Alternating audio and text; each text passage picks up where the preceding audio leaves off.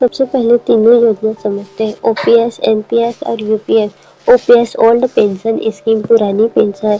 Retirement के बाद pension तय होती है यानी कि फिक्स होता है। आखिरी सैलरी जो होती है बेसिक प्लस डीए का 50% यानी कि 1/2 भाग क्या मिलेगा, पेंशन मिलेगा। कर्मचारी कोई योगदान नहीं होता और सरकार का भी पूरा बोझ सरकार पर होता है, इसलिए सरकार का खर्च बहुत ज्यादा बढ़ रहा था। एनपीएस न्यू पेंशन स्कीम, राष्ट्रीय पेंशन 1 जनवरी 2004 से लागू हुआ था। कर्मचारी 10% योगदान देते थे, सरकार 14% योगदान देती थी। पैसा मार्केट में निवेश होता था, पेंशन की गारंटी नहीं, मार्केट पर निर्भर होता था। सरकार का बोझ कम हुआ लेकिन कर्मचारी में असंतोष हो गया। फिर उसके बाद यूपीएस, यूनिफाइड पेंशन स्कीम आया। यूनिफाइड पेंशन स्कीम, एकीकृत पेंशन। यह ओपीएस और एनपीएस के बीच का रास्ता है। ये क्या है, ओपीएस और एनपीएस के बीच का रास्ता है। यूपीएस क्या है, सरकार की नई योजना है। यूपीएस क्या है, एक सरकार की नई योजना है, 1 अप्रैल 2025 से लागू हुआ था। तो 1 अप्रैल 2025 से क्या हुआ, ये लागू हुआ था। और एनपीएस कब लागू हुआ था, 1 जनवरी 2004 से लागू हुआ था। एनपीएस में मौजूद केंद्रीय कर्मचारी चाहे तो यूपीएस चुन सकते हैं। तो क्या कर सकते हैं, चाहे तो यूपीएस चुन सकते हैं। राज्य सरकार भी इसे अपना सकती है, अगर राज्य सरकार चाहे तो इसे अपना सकती है।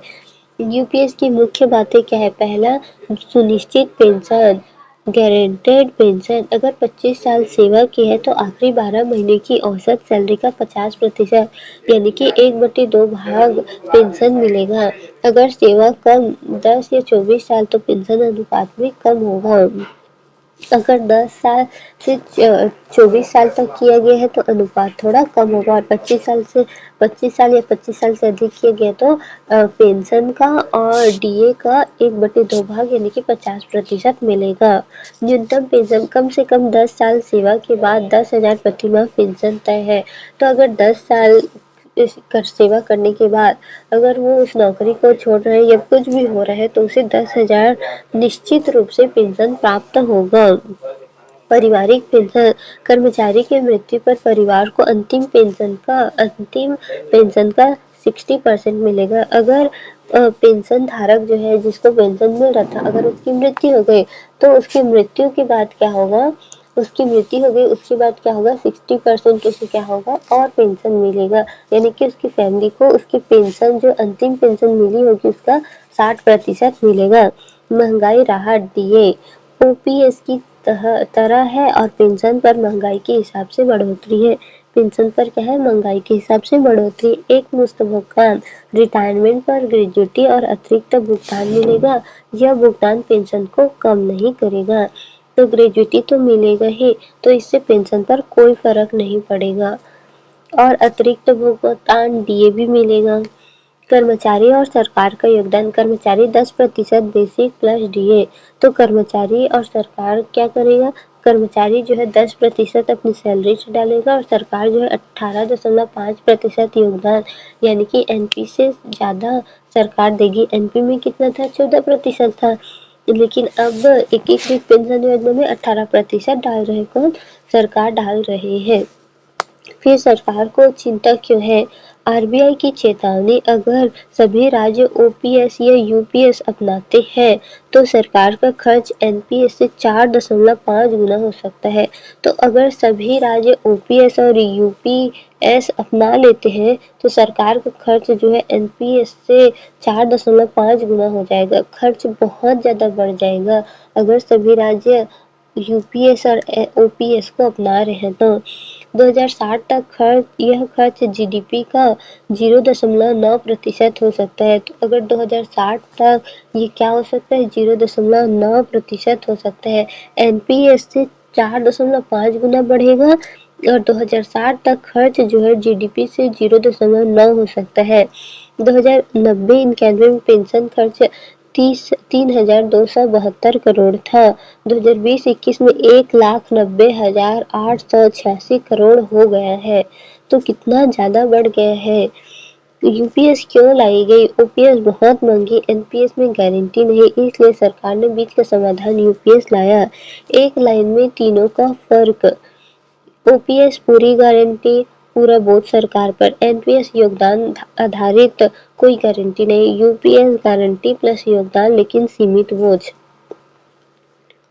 क्यों देखते हैं, एकीकृत पेंशन योजना यूपीएस लागू होगी 1 अप्रैल 2025। आंसर होगा बी। क्या होगा? बी होगा। यूपीएस के अंतर्गत न्यूनतम सेवा अवधि कितनी जिससे न्यूनतम पेंशन मिलेगी? तो न्यूनतम सेवा अवधि 10 वर्ष होगी, बी होगा। यूपीएस के अंतर्गत न्यूनतम सुनिश्चित पेंशन कितना होगा? तो न्यूनतम सुनिश्चित पेंशन जो है 10,000 होगा, सी होगा, 10,000 होगा, मतलब सी होगा इसका आंसर, सी होगा तीसरा का।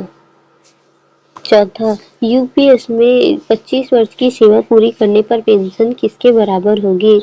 तो यूपीएस में 25 वर्ष की सेवा पूरी करने पर पेंशन जो है अंतिम 12 महीने के औसत वेतन का 50% होगा। तो चौथा का सी होगा। यूपीएस के अंतर्गत पारिवारिक पेंशन कितनी होगी? तो पारिवारिक पेंशन 60% होगी, पांचवा का 60% होगा।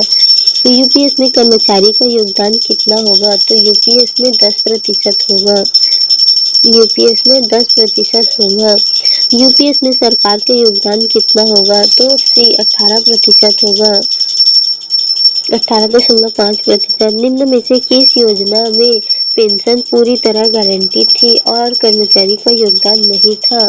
तो गारंटी थी पर कर्मचारी का कोई योगदान नहीं था, तो ओल्ड पेंशन स्कीम में था, 8वां का सी। एनपीएस को लागू करने का मुख्य कारण क्या था? कर्मचारी को अधिक पेंशन देना, सरकारी पेंशन खर्च कम करना, निजीकरण को बढ़ावा देना, डीए समाप्त करना। तो कर्मचारी को अधिक पेंशन देना तो नहीं था, सरकारी पेंशन कम करना था, तो बी होगा, 9वां का बी। यूपीएस किस समिति की सिफारिश पर आधारित है? तो टीवी सोमनाथ समिति के सिफारिश पर आधारित है, टीवी सोमनाथ समिति के सिफारिश पर आधारित है। चेक करते हैं, पहला बी सही, दूसरा बी सही, तीसरा, चौथा, पांचवा सी सी सही, छठवां बी, सातवां, आठवां बी सी। एकीकृत पेंशन योजना यूपीएस के संबंध में निम्नलिखित में था। यह 1 अप्रैल 2025 से प्रभावी होगा। हाँ, ये केवल केंद्रीय सरकार कर्मचारी पर अनिवार्य रूप से लागू है। ये भी सही, राज्य सरकार के पास इसे अपनाने का विकल्प होगा, तो तीनों सही है, पहला का डी होगा।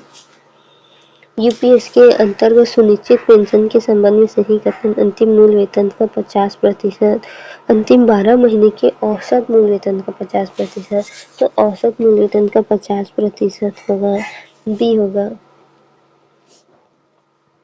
यूपीएस के अंतर्गत न्यूनतम पेंशन 10,000 प्रति माह पाने हेतु न्यूनतम सेवा अवधि होगी, 10,000 प्रति माह पाने हेतु न्यूनतम सेवा अवधि होगी 10 वर्ष, तीसरा का सी। यूपीएस के अंतर्गत पारिवारिक पेंशन के बारे में निम्न में से कौन सा सही है? तो 60%। कर्मचारी की मृत्यु पर अंतिम पेंशन 60%, कर्मचारी की मृत्यु पर अंतिम वेतन का नहीं, अंतिम पेंशन का 60% भी होगा, चौथा का बी होगा। यूपीएस के अंतर्गत एक मुश्त भुगतान के संबंध में कौन सा कथन सही है? इसे मासिक पेंशन राशि घट जाती है, यह केवल 25 वर्ष की सेवा पर दिया जाता है, इसका पेंशन राशि पर कोई प्रभाव नहीं पड़ता, यह एनपीएस के समान बाजार आधारित है, तो ये इसे मासिक पेंशन राशि घट जाती है, नहीं, यह केवल 25 वर्ष सेवा पर इसका पेंशन राशि पर कोई प्रभाव नहीं पड़ता, सी होगा सही, पांचवा का सी। यूपीएस में योगदान के संबंध में सही युग्म, कर्मचारी 10%, सरकार 18.5%, दोनों सही है, ए होगा, छठवां का ए। निम्नलिखित में से यूपीएस को एनपीएस से अलग करने वाली विशेषता कौन सी है?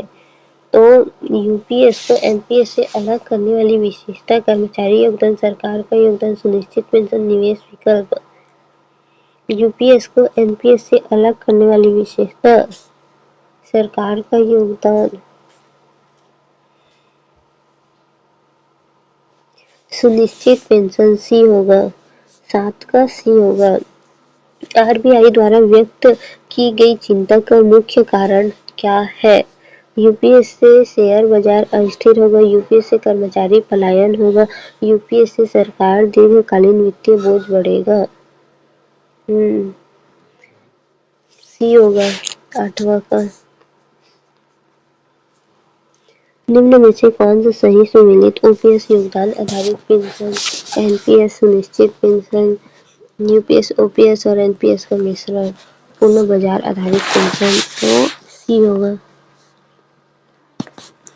यूपीएस को लागू करने का मुख्य उद्देश्य ओपीएस को पूरी तरह पुनः लागू करना, एनपीएस को समाप्त करना, कर्मचारी को गारंटी पेंशन देना एवं वित्त अनुशासन बनाए रखना, निजी पेंशन को बढ़ावा देना। सी होगा।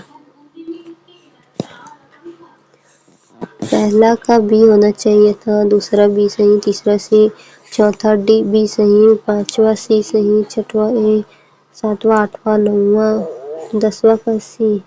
हाँ, चारों सही है। तो पहला देखते हैं। एकीकृत पेंशन योजना के संबंध में 1 और 3 सही। यह केवल केंद्रीय सरकारी कर्मचारी पर अनिवार्य रूप से लागू होगी। अनिवार्य रूप से लागू नहीं होगी केंद्रीय सरकारी कर्मचारी पर।